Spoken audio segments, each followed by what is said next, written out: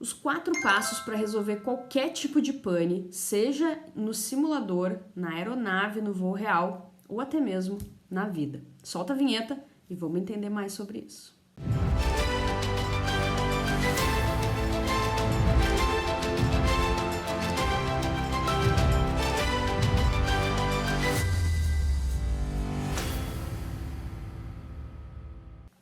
Se a gente buscar no Google o significado da palavra pane, ele vai nos dizer que é uma parada, um mau funcionamento de algum tipo de sistema.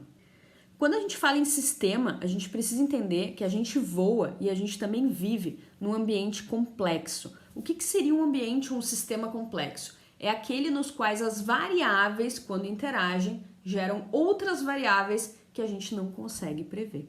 Então, muito possivelmente na sua vida, você já deve ter parado numa situação onde você tenha observado e se perguntado: como eu vim parar nessa situação?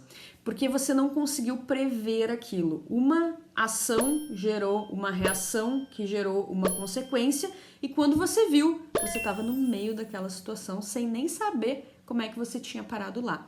E isso acontece porque a nossa vida ela é altamente complexa. Existem muitos fatores interagindo, alguns deles você controla, outros não, e simplesmente as coisas vão acontecendo. E assim funciona também no voo. Porém, no voo a gente não pode se dar ao luxo das coisas acontecerem à revelia. A gente precisa ter um fluxo de ação e uma forma de resolver essa pane, esse procedimento, esse problema que eventualmente possa vir a acontecer, independente de qual seja. E é por isso que quando a gente recebe um treinamento, a gente é ensinado a seguir 4 passos básicos. Eu tive simulador há poucos dias na companhia onde eu vou, tive uma baita aula tanto com o instrutor quanto com o colega que estavam voando comigo, e eles mesmos me deram esse insight. Karen, se tu seguir esses 4 passos, tu consegue resolver qualquer problema, qualquer pane, seja dentro da aeronave ou seja na vida. A diferença é que dentro da aeronave a gente tem menos tempo para resolver esse problema.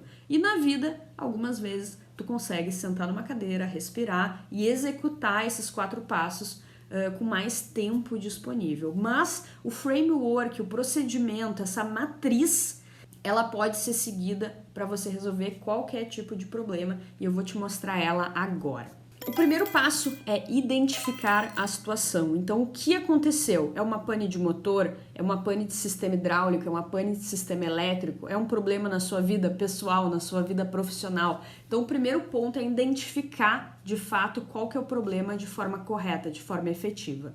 O segundo ponto é planejar. Então, é você entender como que você vai executar as próximas ações. E quando a gente está falando em treinamento, em simulador, em voo real, isso é extremamente importante, porque isso vai partir da identificação. Então, dependendo da pane que você teve, você vai tomar um planejamento, um curso de ação diferente. Por isso que uma ação ela é conectada na outra. Então, primeiro eu preciso identificar corretamente, depois eu preciso planejar o que eu vou fazer de acordo com a natureza dessa pane.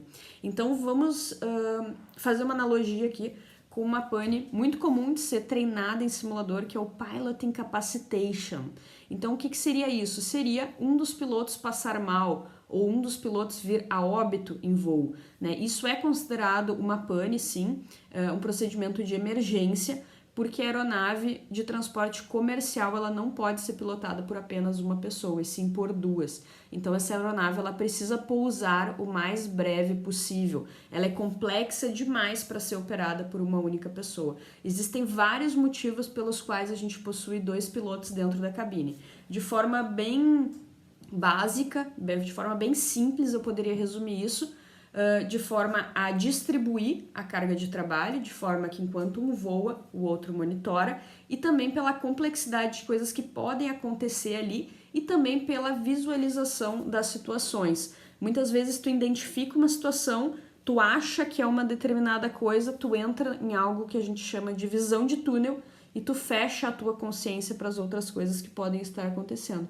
E quando tu tem duas pessoas na cabine, tu tem 2 cabeças pensando, e sempre 2 cabeças vão ser melhor do que uma. Então, no caso de um Pilot Incapacitation, identifiquei que o colega do meu lado passou mal. Agora eu vou planejar o que eu preciso fazer em relação a isso. Primeira coisa é colocar a aeronave para voar numa trajetória positiva. Eu vou criar uma trajetória para essa aeronave. Eu vou voar de tal lugar para tal lugar, subindo, descendo, eu vou voltar, eu vou prosseguir. Prosseguir não, né, pessoal?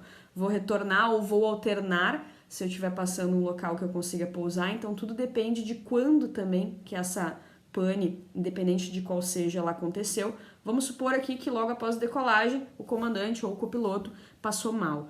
Então, o que a gente vai fazer? A gente identificou, agora a gente vai planejar o que a gente vai fazer em relação a esse procedimento. Vamos supor que tenha sido logo após a decolagem, a gente vai retornar, vai estabelecer uma proa, vai escolher um procedimento ou vai utilizar o procedimento que está em uso daquele aeroporto, vai pousar a aeronave fazendo toda a comunicação. Então, tu planejou isso na tua cabeça, tu identificou o que aconteceu, tu planejou o que tu vai fazer e agora tu vai comunicar. Então, tu vai de fato chamar o controle, vai dizer o que tu tá fazendo, qual é a tua intenção, o que aconteceu.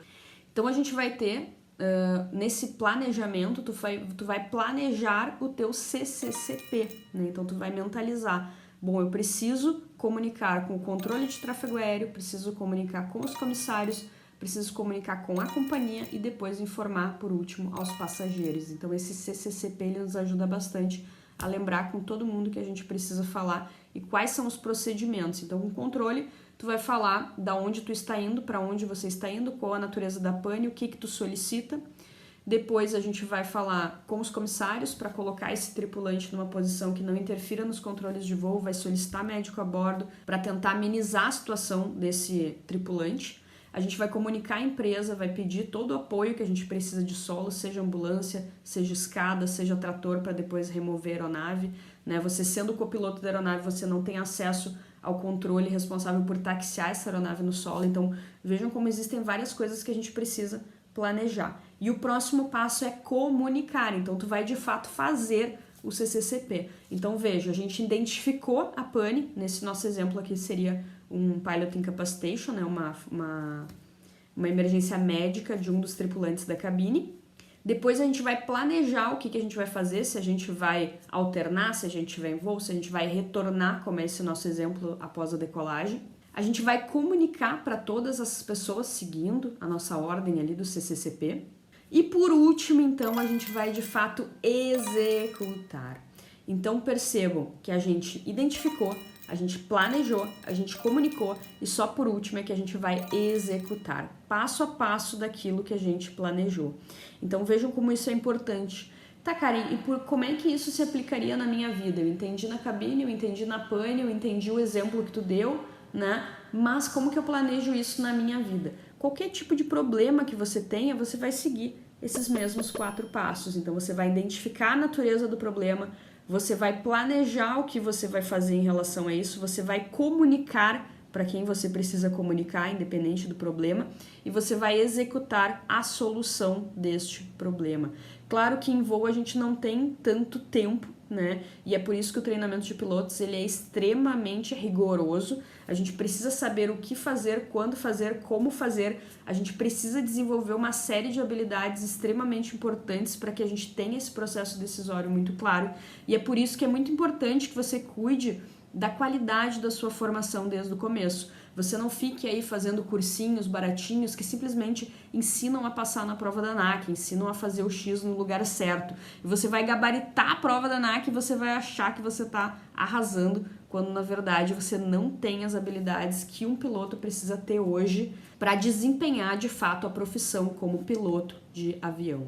Então é muito importante, as empresas pegam muito nessas habilidades num processo seletivo, porque ela sempre vai buscar aquilo que ela precisa ter. Empresa nenhuma vai contratar um piloto que não esteja em dia com as habilidades não técnicas, e é por isso que você precisa ter sim as habilidades técnicas muito bem desenvolvidas, muito além do X no lugar certo, e para isso você conta com o nosso curso de piloto privado, nosso curso de piloto comercial, que desde o início tem essa proposta de ensinar os aviadores a entenderem o conteúdo e não simplesmente marcarem o X na resposta certa. E você conta também com os nossos cursos no que se referem a habilidades não técnicas. O programa de orientação Rumo Certo está aí. É o primeiro programa desenvolvido que se refere a habilidades não técnicas para pilotos em formação. E eu tenho certeza que esse vai ser o grande diferencial na qualidade da sua formação e na sua colocação profissional. todos os cursos do trem de pouso têm esse viés, têm esse propósito de preparar você para o mercado de trabalho. Ah, Karen, mas eu quero voar por hobby. Mais importante ainda que você esteja bem preparado, porque provavelmente você não vai ter o tempo, as horas de voo e o conhecimento do piloto comercial e muito provavelmente você vai colocar a sua família dentro dessa aeronave.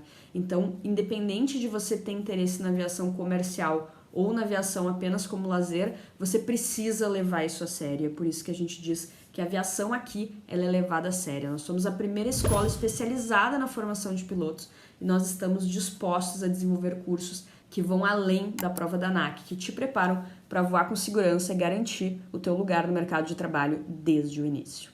Eu espero que tenha ficado claro esses 4 pontos. Vamos revisar eles para não deixar passar nada. Então, no primeiro ponto, a gente vai identificar. No segundo ponto, a gente vai planejar. No terceiro, a gente vai comunicar. E no quarto e último, a gente vai executar. Eu espero que esse vídeo tenha feito diferença no seu processo decisório e que a partir de agora você tenha uma visão muito mais ampla para resolver qualquer problema em voo ou na sua vida. Trem de pouso baixado e travado e eu te vejo no próximo vídeo.